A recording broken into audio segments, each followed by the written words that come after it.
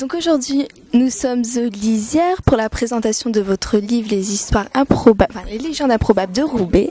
Est-ce que vous pouvez d'abord vous présenter, nous dire d'où vous venez et ensuite nous dire comment est né le livre? Jean-François. Alors, bonjour, je m'appelle en début de livre Jean-François Vanquigny, excusez-moi, et à la fin du livre je m'appelle Jean-François Delquigny, qui est bien sûr mon vrai nom.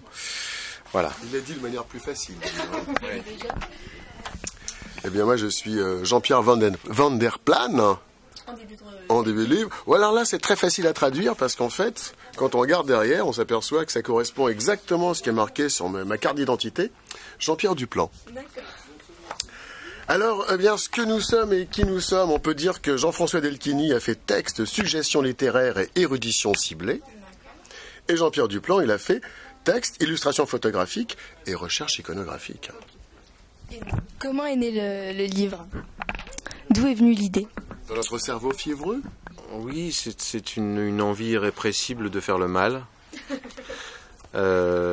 qui ne nous quitte plus depuis que nous avons arrêté de nous confesser, c'est-à-dire depuis... Il parle pour lui, hein. Plus d'un siècle. En fait, on est très intéressé par le rapport entre... Ça fait docte d'enlever ses lunettes comme ça. Ça se voit pas, c'est pas de la vidéo, là. Hein. Ah enfin, oui, peut-être, bon. je sais pas. De gommer un petit peu les frontières entre le vrai et le faux, le réel, la fiction, voilà. Et donc d'inventer des histoires. Et ce qui devient intéressant, c'est quand elles paraissent vraies. Et quand celles qui sont vraies paraissent fausses. Quelles sont alors les légendes qui composent cet ouvrage? Alors en fait, on a trois grands chapitres, on va dire, trois domaines de prédilection qui correspondent aux trois Jean. Donc Jean-Pierre, Jean-Jacques et Jean-François.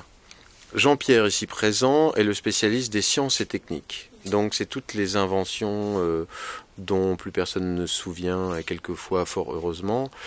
Et puis beaucoup de traces architecturales qui sont malheureusement aussi disparues. Nous avons Jean-Jacques qui a fait donc toute la mise en page et qui s'occupe du graphisme et du suivi d'impression, donc en grand professionnel, et lui qui est plus sur la lutte des classes. La lutte des classes, voilà. C'est plus son domaine. Et moi, je suis sur tout ce qui est fait divers, un petit peu insolite et...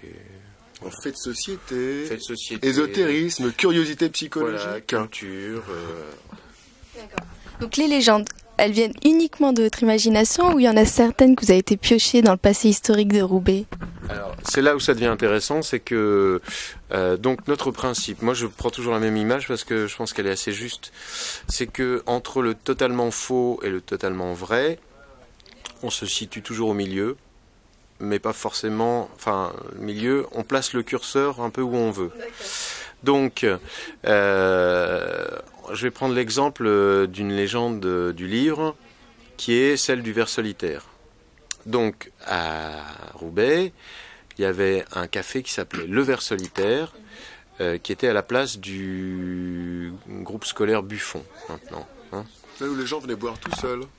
Non, alors, en fait, on venait se faire soigner du ver solitaire du nord de l'Europe au nord de l'Afrique. C'était un endroit, Roubaix était réputé non pas seulement pour son industrie florissante, mais aussi pour soigner et pour se débarrasser du ver solitaire du ténia.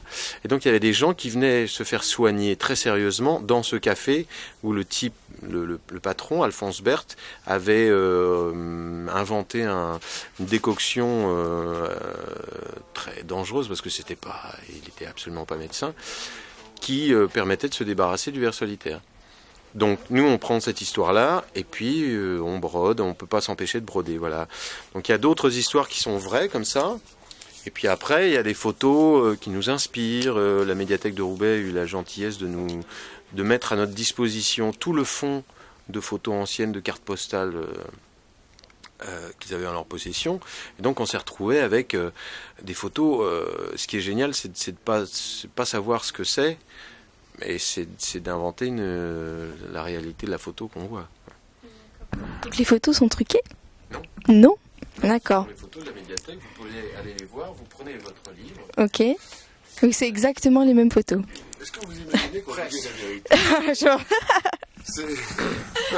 Il y a un certain type de questions sur lesquelles vous allez avoir des réponses qui seront au diapason du livre. Oui, tout à fait. Ouais, je m'y attends, il n'y a pas de souci. Je vais reprendre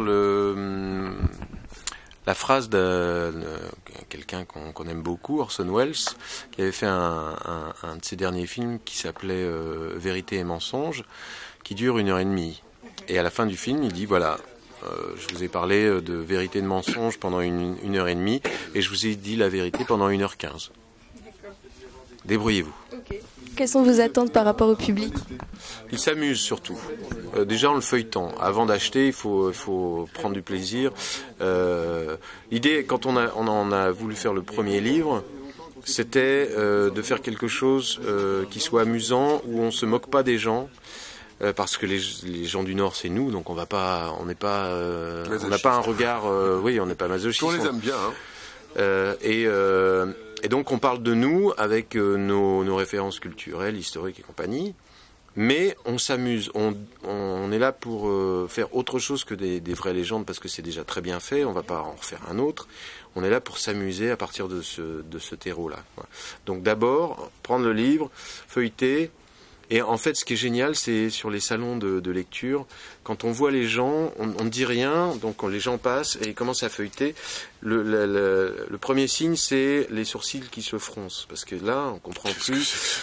Qu'est-ce que c'est que ce truc? Et puis tout d'un coup, il y a la lèvre qui commence à remonter comme ça. Et là, voilà, là, on commence à discuter avec les gens. Ah, c'est pour rire. Et vis-à-vis des Roubaisiens? Alors les Roubaisiens, on espère que on est crédible parce que on veut pas encore une fois être une sorte de pansement sur une jambe de bois, enfin quelque chose d'artificiel. Nous, on connaît un certain Roubaix, on connaît pas tout. Et il y a plein de choses qu'on aime et il y a des choses qu'on a découvert vraiment fortuitement en faisant ce livre-là. Donc, par exemple, les corridas à Roubaix et les arènes qui étaient vraiment magnifiques rue Pergolèse, avec les toreros locaux et compagnie, ou bien, je ne sais plus... Le fait qu'un des premiers gratte-ciel français était construit à Roubaix, par exemple, il y a très très peu de gens de ça. En plus, il est encore visible, mais tous les automobilistes passent devant tous les jours, et puis personne... je crois qu'il faut que les gens apprennent à lever la tête aussi, hein. Oui, voilà, c'est une occasion de redécouvrir sa ville, se poser des questions et de simplement faire une recherche sur Internet, pourquoi pas, pour vérifier un détail ou pas. Alors, heureusement, on s'est débrouillé pour ne pas mettre la photo de nos têtes sur le livre. Comme ça, s'il y a des Roubaisiens mécontents, on pourra continuer à venir sans trop risquer de mauvaises choses. D'ailleurs, nous sommes outrageusement maquillés aujourd'hui, c'est pas nos vraies têtes, ça.